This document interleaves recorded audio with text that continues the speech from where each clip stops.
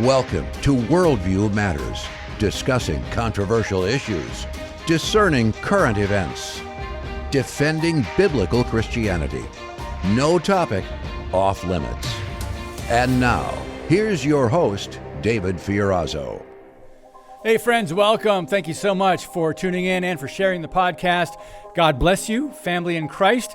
Want to just mention for our Northeast Wisconsin friends, we are going to be, not we, Worldview Matters, but I'll be speaking Friday afternoon at the Great Lakes Prophecy Conference. That's going to be in Appleton, Wisconsin at Calvary Chapel there. Just want to mention that. It's a 2-day conference kicking off with T.A. McMahon, Ed Urek. Then I'll be speaking. Tommy Ice finishes up Friday night. Mayor Danielson, Jeff Solwald, Gary Kaw, Chris Quintana, Rob Yardley, and Tommy Ice wraps it up Saturday night. So again, I'll be there. They'll be live streaming too, by the way.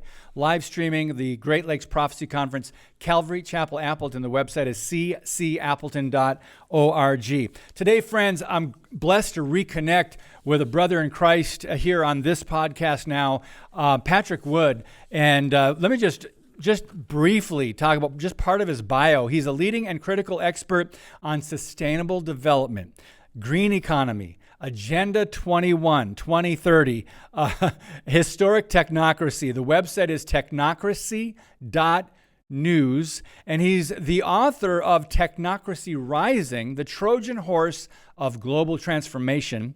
And he's also the co-author of a very important, groundbreaking book, Trilaterals Over Washington, Volumes 1 and 2, and that was with the late Anthony Sutton.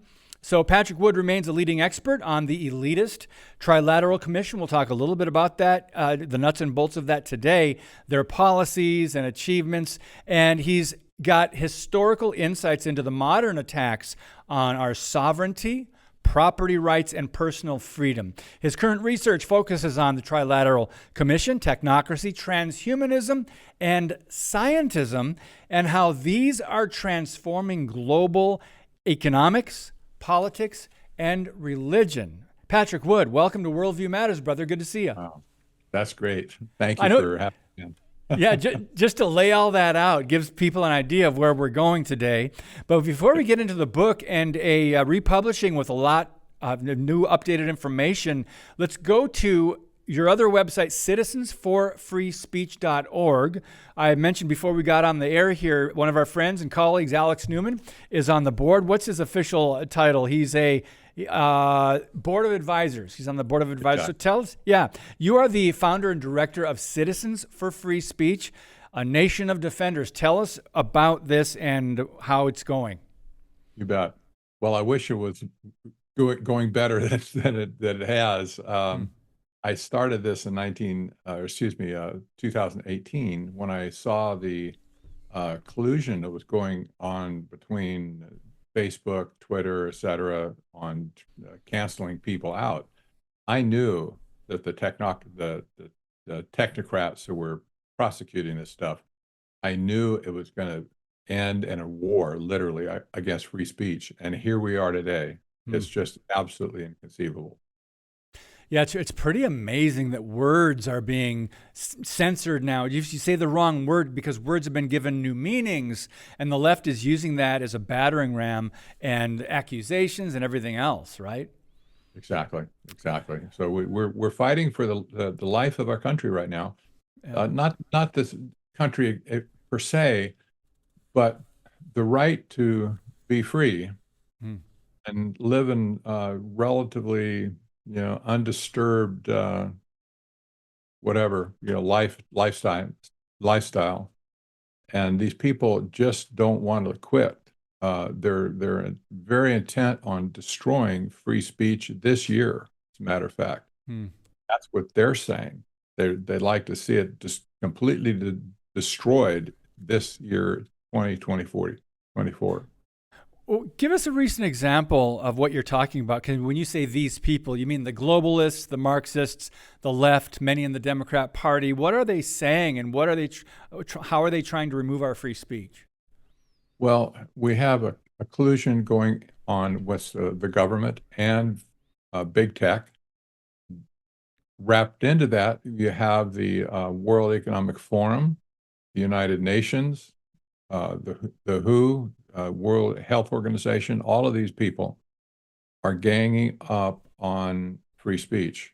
And they're doing it through artificial intelligence now. That's a big thing. And they have monitors that are closely watching for what everybody says. Like people you and me, for instance, especially, they're looking for people to make an example of. And so we see people, for instance, like Rainer Fulmisch, who's been rotting in jail since last fall in Germany right now. They took him off the street. He's silenced completely. He's going through a grist mill of legal prosecution in Germany. It's an amazing thing. What was his offense? None, really. He stuck his finger in too many eyes over time. And this is the guy that he interviewed more than 450 people during COVID.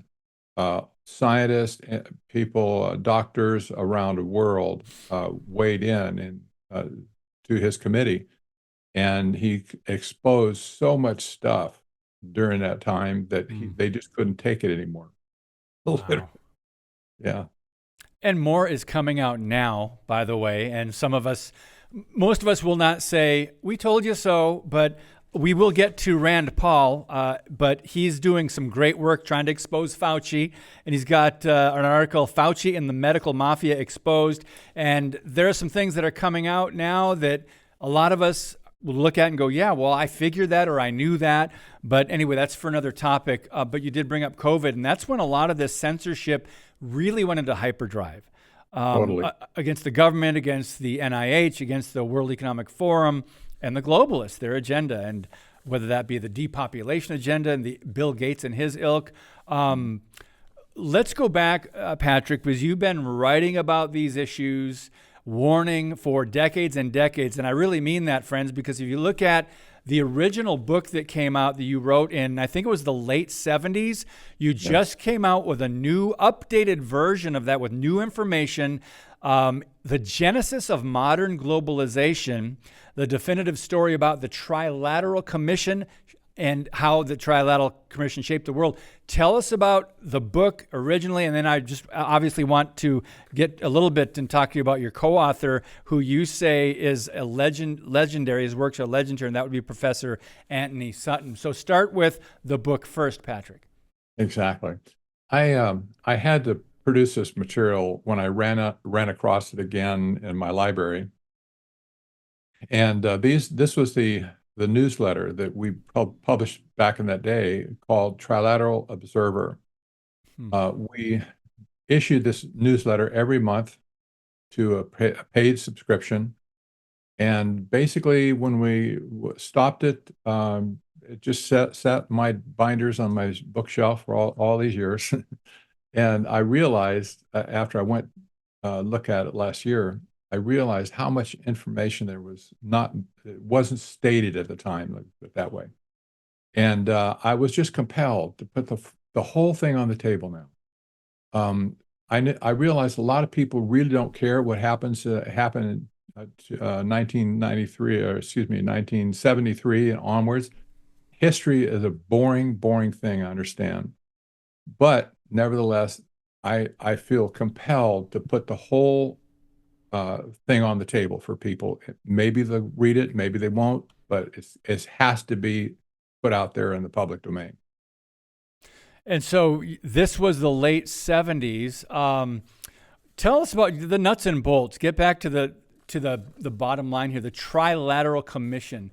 For those that are just keeping up or finding more about this now, what is that and what is the threat? I know it's globalism. Can you explain that a little bit for us? Absolutely. The Trilateral Commission was formed by David Rockefeller and Zbigniew Brzezinski in 1973 to, what they said was foster a new international economic order, period. That was all over the literature in those days. A new international economic order. We saw George Bush say the same thing in 1992, whatever, that the new world order was coming soon. He said. Bush was a member of the Trilateral Commission, by the way. This is a very elite club for sure, and they had people from all over the world participating to bring about this new international economic order. We see this today with the Great Reset at the World Economic Forum. It's the same thing, same warmed over stuff from back in that day. But now is, as they say, they've raised the superstructure now. It's been planning for a stage in a long time, but now we see the superstructure being erected right before our eyes right now. So you say, obviously, the Trilateral Commission, the undisputed founder of modern globalization, but you say if Americans had taken heed back then, we would not be in the mess we are today. I fully agree with that. Yeah. So explain that. How would people have been able to, find out what's happening and then do something about it back then? We had a chance back then to repudiate these people altogether. They swept initially into the Carter administration, where Jimmy Carter was a member, and so was his vice president, Walter Mondale, and he swept 30% of the U.S. members into his cabinet. At one point, only one member of the cabinet was not a member of the Trilateral Commission. They swept the clean sweep, but they weren't really after political power. And they said that at that time. They were after economic power, because America represented the engine of global power, economically. That's what they wanted control of. And they used that to steer our economy away from where it was before into this new international economic order. So the book is called The Genesis of Modern Globalization. It's on Amazon. I'm sure you can get it on your website, technocracy.news, correct? Yes. I just got my first shipment of books this weekend, as a matter of fact. So the paperback is out? Yes. Oh, exciting. Good. The Kindle is out as well. Yeah. Okay, great. So guys, you can get that on Amazon. And there's an article over at Technocracy News, Flashback 1992, what the Washington Post wrote about the Trilateral Commission. I'm curious about that, Patrick, if you just want to touch on that briefly. That was just more criticism against us mostly. It was amazing that the Trilateral Commission itself, they always put themselves in the moderate middle. It doesn't matter what the issue was. They were the only one that was going to be heard. Everybody else was swept left or right. It didn't matter which. Sometimes we were swept to the left, by the way, others not. But this article, it just tickled me when I went back and read it again. It's like, you can't make this stuff up. We were totally censored, by the way, in 1981 when our books were censored. They were dropped, blackballed by B. Dalton bookseller back in that day. And they just crushed our sales completely. Oh, that's interesting. That's really interesting, because censorship today has been off the charts of conservatives, Christians, and whistleblowers. Wow. Well, I guess they say if you upset the right people, you must be doing something right, Patrick. We'll be right back, friends. Technocracy.news is the website, and Patrick Wood, our guest today. More coming up. Introducing Patriot Mobile, the wireless carrier that stands with you. We are committed to supporting the values that make our nation great. With affordable plans and reliable nationwide coverage, Patriot Mobile is not just a wireless service. It's a call to action for those who believe in the American dream.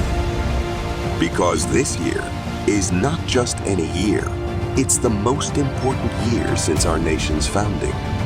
Choose a wireless carrier that shares your values. Choose Patriot Mobile. Get free activation now with promo code DAVID.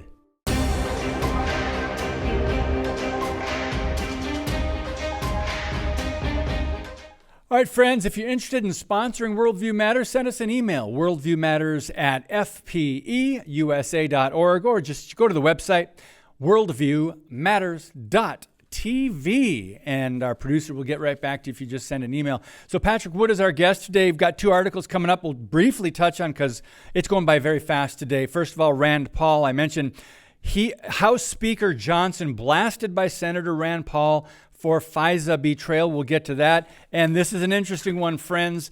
NSA just days away from taking over the internet, warns Edward Snowden. But Patrick, before we get to those and an article on your website, tell us about Professor Anthony Sutton. Well, he was an economic professor first at UCLA, and then he got an assignment at Stanford University and the Hoover Institution. He was a renowned researcher and author in that day, and he was kicked out of Stanford when he began to research the Trilateral Commission. That was the beginning of his downfall, personal downfall, I think, because David Packard, the president of Stanford at the time, was a member of the Trilateral Commission, and they put the word out, you got to get rid of this guy, and they did. And the rest of his history. I would not have met Sutton at all had he not been kicked out of Stanford. I never would have had opportunity to know him. And I ran into him in a goal conference in New Orleans back in that maybe 1977, I think it was. And we struck up a conversation, and I was also interested in the Trilateral Commission back then. I didn't know what it meant, but he did. And we knew immediately that the story was much bigger than not us and anybody else at that time. We understood this was going to be the story of the century. So that's why we teamed together, and we started this newsletter, Trilateral Observer. And the rest is history at this point. Wow, fantastic. So again, friends, go check that out, The Genesis of Modern Globalization. When you mentioned David Packard of Hewlett-Packard, right? That's Packard. Right. Yeah, so we need to connect the dots. We already mentioned Rockefeller. So April 16 on Twitter, this is really interesting to me. Edward Snowden tweeted this. Where is it? The NSA is just days from taking over the internet, and it's not on the front page of any newspaper because no one has noticed. And you obviously picked that up. You put something on your website and put it in your hall of shame too. Thanks to Congress, the NSA is just days from taking over the internet. What's going on with this really, Patrick? What do you know? Well, here's the deal. I've said this for years, by the way, that in order to have total surveillance in place, you have to have access to the physical hardware. That's all the switches, the routers, the cable, the fiber optic, all that stuff around the country that makes the internet tick. If they do not have that access, they will not be able to literally take over the whole thing.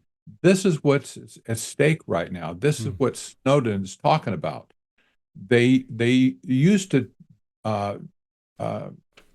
be in voluntary association with AT&T, for instance, that's the NSA, where they were wiretapping people's communications in these secret centers that AT&T had, their hub, they call it. And this was all voluntary, but everybody knew it was patently illegal to do that. They got slapped down several years ago, but they just continued to do it anyway. And this underscores that they have to get physical access to this stuff in order to suck off everything in sight. So what they were able to do now, literally, is to make it legal for do this. They can tap anybody on the shoulder who has access to any piece of hardware anywhere and compel them to cough up the goods, so to speak, or give them access to it. And this is totally disturbing for a lot of reasons.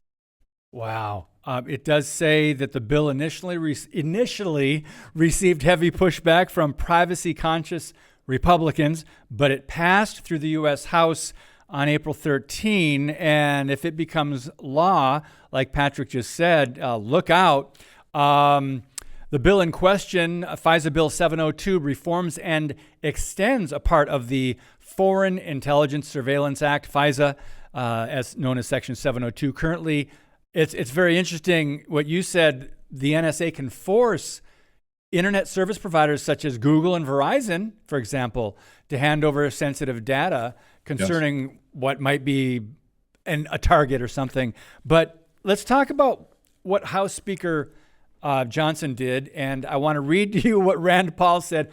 I really appreciate a lot of what Rand Paul is trying to do on many fronts, but I'll let you respond to this. He said, throughout our great nation's history, there have been far too many cases of the government abusing its power to spy on and ultimately punish certain American citizens.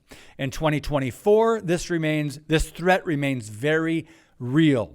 We all saw this play out during the Obama administration when the 44th president intentionally weaponized the IRS against conservatives and Tea Party members. Just a few years ago, the Biden administration tried and failed, thanks to conservative pushback, to have people fired from their jobs if they declined to take COVID-19 vaccines. And then Rand Paul goes on, but he's making a great case, but he's very disappointed, Patrick, in Republican House Speaker Mike Johnson. And a lot of us, I think, are kind of scratching our heads because we had great hope when he became Speaker. Your thoughts?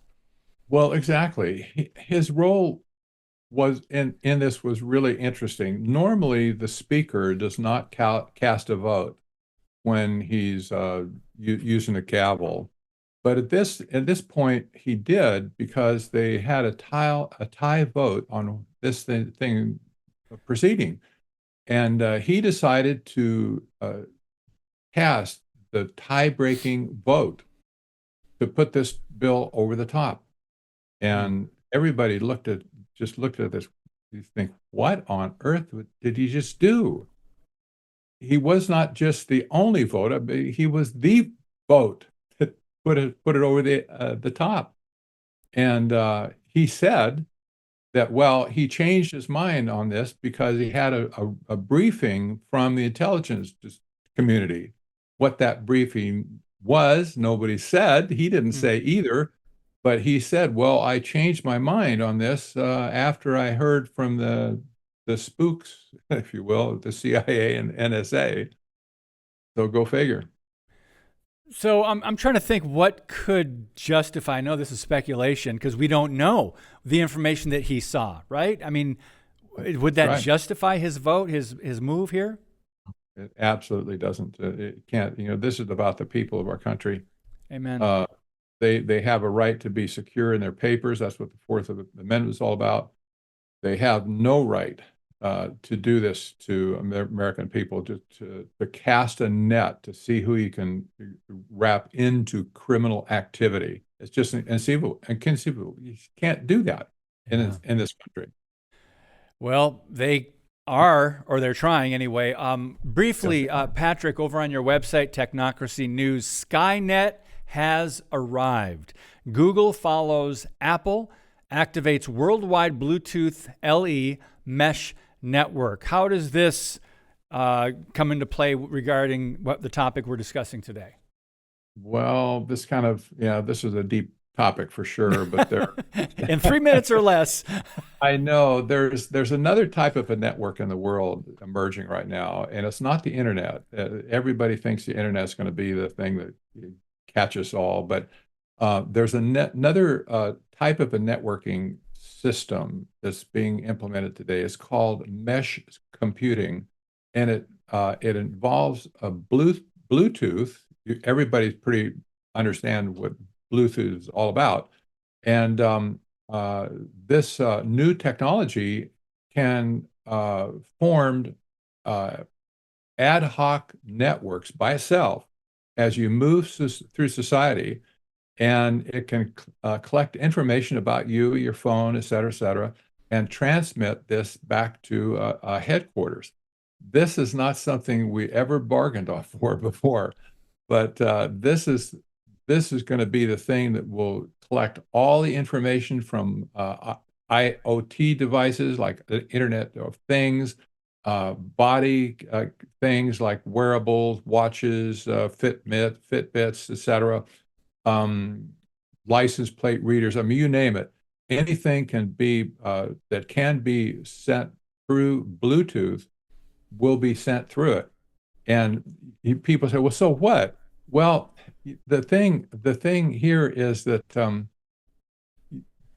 your phone, for instance, can still, even if it's off, it can still transmit Bluetooth LE signals, and it does. And you can't turn it off. You think it's off, it's not. Interesting.